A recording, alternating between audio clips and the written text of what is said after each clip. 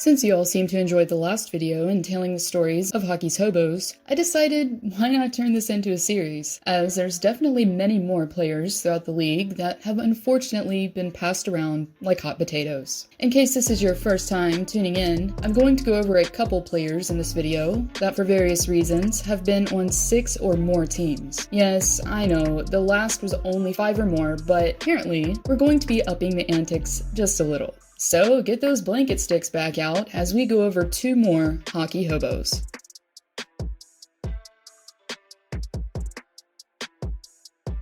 Born and raised in the French-speaking province of Quebec, Derek Brassard naturally chose the QMJHL as his portal of entry to hockey's biggest stage. Taken 6th overall by Columbus in 2006, Brassard showed much potential. After coming off a 116-point season with Drummondville, the forward was seen as one of the best skaters of his class, who was able to not only create scoring chances by creating space and eluding the opposition, but was also able to score when need be. But regardless of the hype, Brassard's tenure in the league has been marred by injuries and instability, as the first bout of bad luck for Brassard took place during preseason after he returned to his junior team, in which the recent draftee, after sustaining a shoulder injury, was sidelined, which limited his playing time to only 14 games. Regardless though, Brassard, while on his entry-level deal with CBJ, returned to play for their AHL affiliate, the Syracuse Crunch. And really, while he was able to, he had a remarkable season, while notching 51 points in 42 games played. But what will soon become a reoccurring theme here,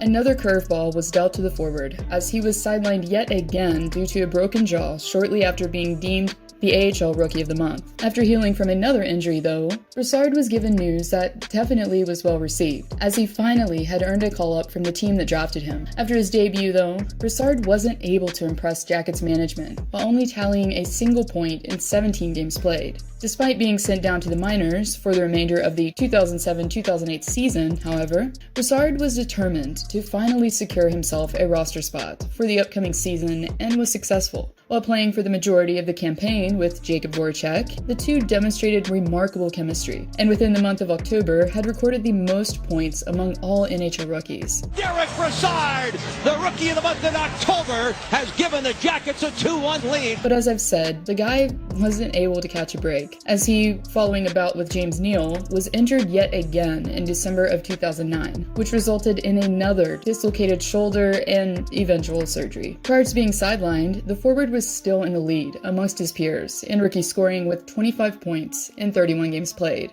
After a couple 40-point campaigns with the Jackets, however, Brassard quickly found himself being moved in a multiplayer deal to the Rangers amid the lockout. And in July of 2014, Brassard, following his first full season with the Blue Shirts, had impressed enough with 45 points to score some cash as well, in the form of a 5-year, $25 million contract. Things were beginning to look up for the forward, as he went on his second full season with the Blue Shirts to have his best season thus far statistically, after notching 60 points in 80 games played. The team was also thriving, as they made the conference finals twice along with the Stanley Cup finals in 2014, during Brassard's tenure in Manhattan. And then suddenly, in what at the time seemed like a risky move, letting Brassard go, who had a career year, as Phil pointed out, and hope that Zibanejad is on the come. Brassard, after a 58-point season, found himself being traded to Ottawa in 2016 in a multiplayer deal that would in turn send Mika Zibanejad to the Big Apple. At the start, however, the trade seemed to benefit the Senators much more, as Brassard was part of many pieces that secured the Rangers' defeat in the postseason of 2017. But the team still wasn't finished, as they went on to face the Pittsburgh Penguins for the conference title in a highly intense 7-game series. Following defeat in a strange twist of fate, after putting up 38 points in 58 games played for his final season as a Sen, Brassard was dealt to Pittsburgh. From there though, instability quickly became the name of the game, and after never finding the right fit in the Steel City, Brassard went on to represent his 5th team in the Florida Panthers. But after a very short stint of 10 games played, the forward humorously learned who his 6th team would be shortly after skating on their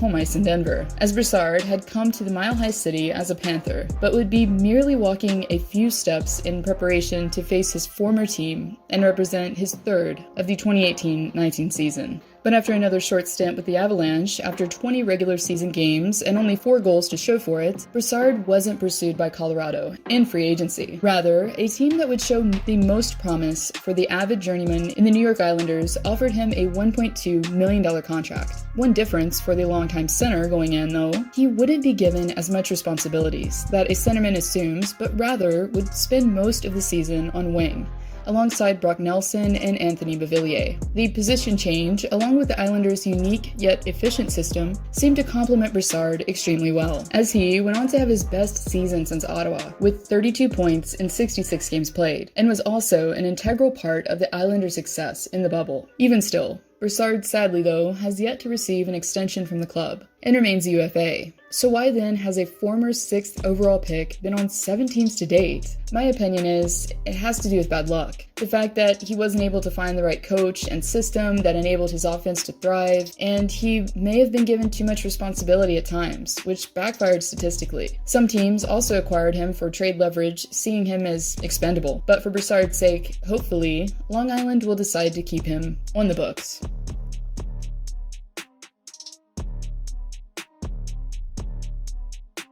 Known as a Whitby Wizard during his time spent playing for the Plymouth Whalers, James Neal, although highly skilled, went 33rd overall in one of the best draft pools the league has ever seen. With a knack for crashing the net and possessing an extremely accurate quick shot, Neal was expected to bring tenacity and grit to the Stars lineup. And after returning to the OHL for one final stint, number 18 was then sent down to the Stars' AHL affiliate, the Iowa Stars, which we know today as the Texas Stars. And after having a productive campaign with Iowa, with 37 points in 62 games played, Neal finally made his NHL debut at the start of the 2008-2009 season. Once on the roster, Neal didn't disappoint and scored immediately in his debut game against Columbus. After 77 games played and 37 points recorded, the forward was beginning to solidify himself as one of the Stars' most lethal offensive weapons, and went on to score 27 goals throughout his sophomore season, and finished with 55 points. Therefore, prior to the start of the 2010-11 campaign commencing, Neal, for his efforts, was rewarded a 2-year extension with the club. But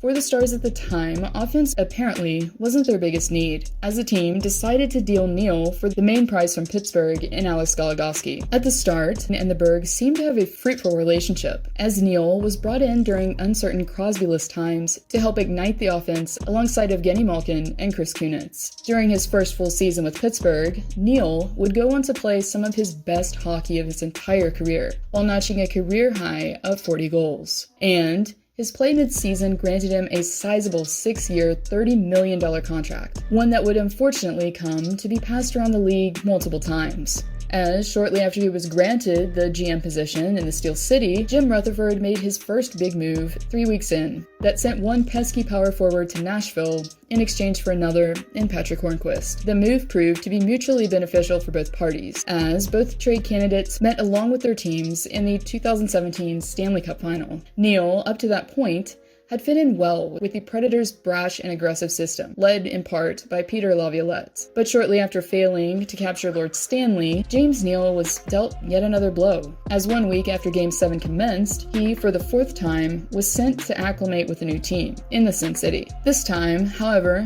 he wouldn't be the only one having to learn the system and his fit on the team. Regardless of how he got there, Neal would be one of many making history at the season's end upon reaching the Stanley Cup Final. But what may have seemed like a reoccurring nightmare for the forward with defeat soon began to change, as Neal, during free agency, signed a massive 5-year, $28.75 million deal with Calgary. With his playoff experience and leadership, Neal was likely brought in to help mentor the younger, up-and-coming players, such as Matthew Tkachuk, Johnny Gaudreau, and Sean Monahan. But the fit never stuck, as Neal struggled immensely during his brief time in Calgary, as he was benched multiple times due to his offensive struggles. After only being able to find the net 7 times in 63 games played, the Flames decided to end the relationship upon shipping Neal to the enemy in Edmonton. Playing behind offensive powerhouses in Draisaitl and McDavid, Neal began to thrive by having less responsibility and was able to put up 31 points in 55 games last season, while serving as a commanding net front presence on one of the league's best first power play units. Even though Neal is still an Oiler, The long road he traveled, marred with instability, likely came about due to circumstance. His numbers inflated when he was playing with star talent in Pittsburgh, which granted him a huge deal. Neal's play didn't decline in the Burgh. Instead, it was a new GM just shaking things up. The Preds lost in the finals, and he wasn't terrible there either, but another shakeup. His decline didn't start, in my opinion, until he was in Vegas, as guys like William Karlsson were stealing the show as cheaper options at the time for goal scoring. His play has bounced back in Edmonton, therefore, potentially, he might be able to finish out his contract with the Oil, but I guess we'll have to wait and see.